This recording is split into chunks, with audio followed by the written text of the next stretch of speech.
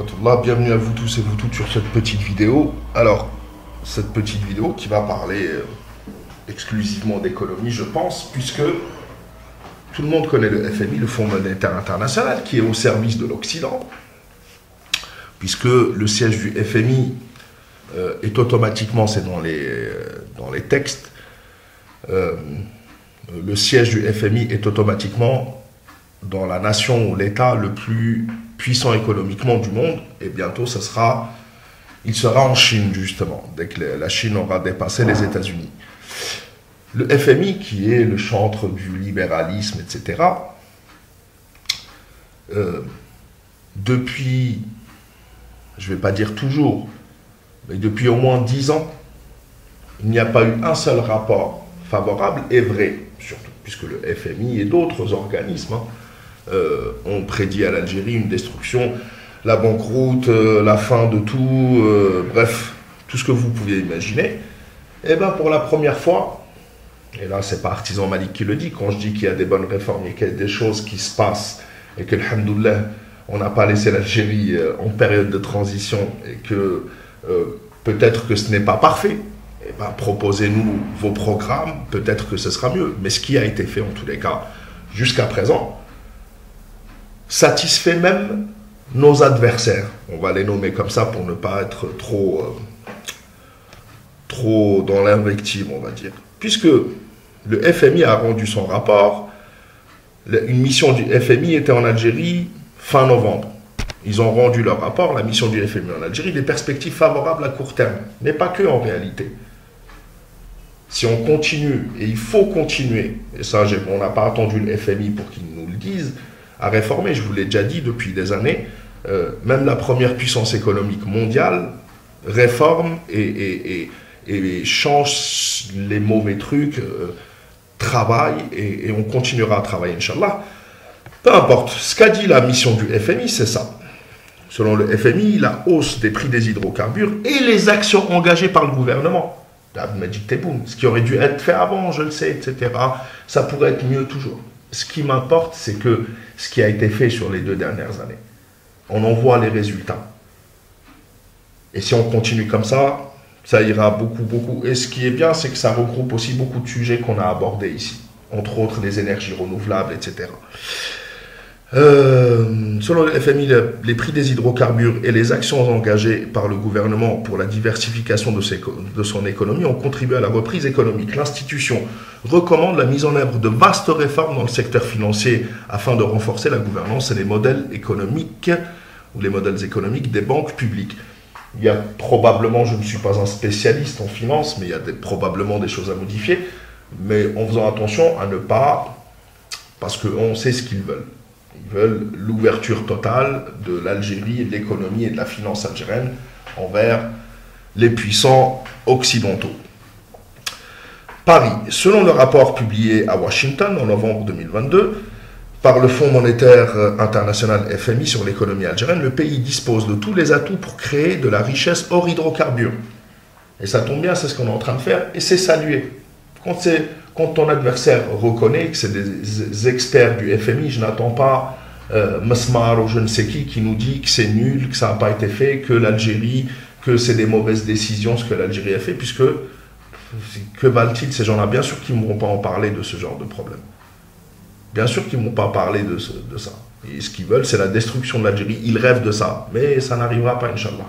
Grâce à Dieu, grâce à nous et notre travail, et le travail surtout de chaque Algérien. Le pays dispose de tous les atouts pour créer de la richesse aux hydrocarbures. Dirigée par Geneviève Verdier, la mission de l'Institution monétaire internationale effectuée en Algérie a permis d'analyser la situation économique du pays et de donner un aperçu sur ses perspectives à moyen terme. Selon ce rapport, les perspectives de l'économie algérienne sur le court terme sont plutôt favorables. Pour les FMI, la hausse du prix des hydrocarbures et les actions engagées par le gouvernement pour la diversification de son économie ont contribué à la reprise économique. C'est-à-dire que ce qui est fait, on n'est pas en train de faire n'importe quoi. Et je peux vous assurer qu'un rapport comme ça, tout comme la signature avec la Chine, des mémorandums d'entente, etc., avec d'autres pays aussi, va attirer encore plus d'investisseurs parce qu'ils sont en train de voir que c'est sérieux. C'est vrai qu'il y a eu des moments où il y a eu des choses qui ont été un peu moins bien faites, on était en crise, etc. Mais je pense qu'on est à un moment charnière, on est en train de basculer dans une autre mentalité. On fera tout pour ne pas retomber dans le passé. Je l'ai déjà dit, il faut se comporter actuellement comme si on était toujours en crise, comme si on était dans les années où le prix du baril était à 30 dollars et qu'il fallait bosser. On est dans l'urgence. Il faut continuer à penser comme ça. Et on n'aura que des bonnes surprises. L'économie algérienne connaît une reprise que nous saluons. Eh oui, ils saluent. Après de dures années, pourtant ils nous ont prévu le pire, hein, mais c'est pas grave. Le mohim, c'est qu'ils reconnaissent leurs bêtises. Ils n'ont jamais soutenu, même ces réformes-là, ils ne les ont pas soutenues. Mais là, ils saluent. C'est bien saluer. On se rappelle tous qu'on le FMI préconisait à l'Algérie de s'endetter, etc. pour faire quoi, je ne sais quoi. El Mohim. Nous saluons après de dures années liées à la crise sanitaire, mais pas que, depuis 2013, indique Geneviève Verdier, chef de la délégation du FMI, lors d'une conférence de presse à Alger. Elle précise que les recettes exceptionnelles provenant des hydrocarbures ont atténué les pressions sur les finances publiques. Premièrement, l'Algérie a très très bien joué et a bien géré cette crise des hydrocarbures, etc. Et entre l'OPEP+, et le rôle de l'Algérie, plus le rôle, comment elle a su accaparer des parts de marché, augmenter ses tarifs, ses prix du gaz, signer de méga contrats avec des pays comme l'Italie, etc. Et retirer à l'Espagne pour donner... Tout ça a été très très bien fait, alhamdoulilah. Sur les finances publiques et extérieures. À la fin de l'année 2022, le solde de transactions courantes de la balance commerciale des paiements devrait afficher son premier excédent depuis 2013. Alhamdoulilah. Et il faut continuer à travailler, profiter de cette accalmie pour avancer encore plus vite. Ajoute-t-elle. Nous notons les efforts des autorités algériennes pour favoriser la diversification économique. Donc, Abdelmajid Tebboune et l'Algérie ne font pas n'importe quoi. C'est bien d'avoir un œil extérieur, surtout des gens qui sont obligés de reconnaître en réalité. Comme je vous l'ai dit, ils nous ont prédit le pire. Mais c'est pas grave, vaut mieux qu'ils nous prédisent le pire et qu'ils le reconnaissent à la fin, plutôt qu'ils nous prédisent le meilleur, comme ils le font pour certains pays, les poussant à s'endetter, se réendetter, réendetter jusqu'à ce qu'ils n'en puissent plus, et qu'à la fin ils disent non, c'était nul ce que vous avez fait. Ils l'ont fait pour d'autres pays, comme la Grèce, mais il y a d'autres pays qui vont suivre. Ne vous inquiétez pas, suivez mon regard. L'augmentation de la valeur ajoutée dans les exportations hors hydrocarbures constitue une évolution positive. Nous avons aussi noté des mesures visant à dynamiser le secteur privé, notamment à travers la loi sur l'investissement. Sur les investissements, cette fameuse loi que nos traîtres ne veulent pas nommer, mais qui en réalité apparemment est une très bonne loi. Donc, améliorée probablement, des choses à changer qui ne vont pas marcher probablement. Mais c'est une bonne évolution. Le déploiement envisagé d'un nouveau cadre législatif pour les investissements dans les énergies renouvelables, j'en ai parlé il y a quelques temps, et c'est très important. Il faut encore plus. C'est envisagé. Il y a une nouvelle loi sur les énergies renouvelables qui va être déposée, et ça devrait le faire. Donc le déploiement envisagé d'un nouveau cadre législatif pour l'investissement dans les énergies renouvelables pourrait également faciliter la transition vers une économie à faible émission de carbone. Oui, selon elle, la reprise économique devrait se poursuivre en 2023. Quant à la croissance hors hydrocarbures, on ne parle pas que des hydrocarbures, parce qu'en 2023, elle devrait être pas mal aussi hydrocarbures. Mais la croissance hors hydrocarbures, elle devrait s'accélérer pour atteindre 3,2% en 2022 contre 2,1% en 2021. La prudence est de mise. Néanmoins, le FMI estime que la persistance d'une forte dépendance à l'égard des recettes tirées des hydrocarbures et l'augmentation considérable des dépenses prévues en 2023 sont des sources de risques importants pour les perspectives des finances publiques dans le contexte de forte volatilité des prix des matières premières. Donc il faut trouver l'équilibre entre redistribuer et réinvestir, etc. et ne pas faire de folie. Mais je pense que, j'espère en tous les cas, mais je pense aussi qu'on n'est pas si bête que ça.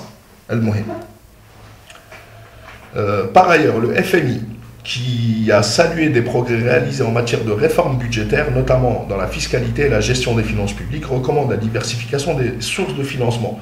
Le système bancaire a résisté, là ils appellent à une réforme du système bancaire et le système financier, l'institution, etc. De son côté, Abdelrahman Mabtoul, etc. Donc, très. Voilà. Le FMI qui nous a prédit le pire depuis des années, il fallait quand même que j'en parle un petit peu. Donc, bravo, il faut continuer à travailler encore plus. Tosyali, deuxième information, Tosyali, plus de 800 millions d'euros. Juste l'entreprise Tosyali, sur les 9 premiers mois, a réalisé plus de 800 millions d'euros d'exportation dans l'acier. C'est une entreprise qui est spécialisée dans l'acier et compte arriver à plus d'1 milliard d'euros d'exportation cette année. L'acier, le fer de Garage Billet est en train d'arriver, ça va arriver de plus en plus et les entreprises en profiteront, ce qui nous permettra de nous industrialiser encore plus à moindre coût en énergie et en matières premières et aussi d'exporter plus. Donc, très bonne nouvelle. On m'a aussi demandé des nouvelles de l'usine d'hélicoptères à Sétif, l'usine italo-algérienne d'hélicoptères. J'ai trouvé quelques photos. Voilà, Aynadnet à Sétif. Voilà l'état d'avancement de l'usine. C'est en construction. Et Inch'Allah que ça va être prêt dans les prochaines semaines, prochains mois. Ça suit son cours. Salam alaikum wa rahmatullah. La patrie, la mort, nous va croire la prochaine, Inch'Allah. Salam, salam tout le monde.